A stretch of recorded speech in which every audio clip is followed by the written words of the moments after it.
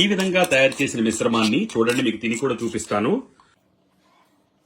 గుండె సంబంధిత సమస్యలు రాకూడదు భవిష్యత్తులో అనుకున్నా, అలాగే పక్షవాతం లాంటి సమస్యలు రాకూడదు అనుకున్నా, రక్త ప్రసరణ సవ్యంగా జరగాలి, గుండె పనితీరు బాగుండాలి అనుకుంటే దీనికోసం కేవలం 2 తమలపాకులు తీసుకోండి. అలాగే పైన తోలు తీసినటువంటి 2 వెల్లుల్లి రెబ్బలను తీసుకోండి. దీంతో పాటు 2 ఇంచుల అల్లం ముక్క తీసుకోండి. మనకు వైద్యులు అందుబాటులో లేని సమయంలో కూడా ఇవి మనల్ని దివ్యంగా రక్షిస్తూ వచ్చే. వీటిని బాగా దంచి ముద్దలా చేసుకోవాలి.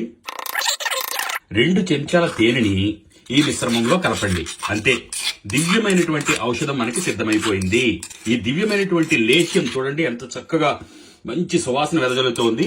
ఈ విధంగా తయారు చేసిన మిశ్రమాన్ని చూడండి, మీకు తిని కూడా చూపిస్తాను. ఎంత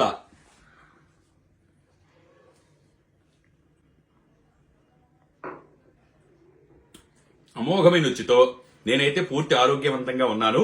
భవిష్యత్తులో గుండె బాగా పనిచేయాలి అన్నా, పక్షవాతం రాకుండా ఉండాలన్నా ఇది దివ్యంగా పనిచేస్తుంది. ఈ ఔషధాన్ని 15 రోజుల పాటు ప్రతిరోజు ఉదయం పరగడుపున ఏమీ తినకుండా ఉదయం దంతధావనం పూర్తయిన తర్వాత అలాగే సేవించి గోరువెచ్చని ఒక గ్లాసు మంచినీళ్ళు తాగండి. అద్భుతంగా మీ గుండె పనితీరు మెరుగుపడుతుంది. అలాగే పక్షవాతం అనేది జీవితంలో రాకుండా ఉంటుంది. రక్తం పలచబడి రక్త ప్రసరణ కూడా చాలా దివ్యంగా గుండెకు చేరి గుండె నుంచి శరీరానికి పంపించబడి ఆరోగ్యకరంగా జీవించగలుగుతారు.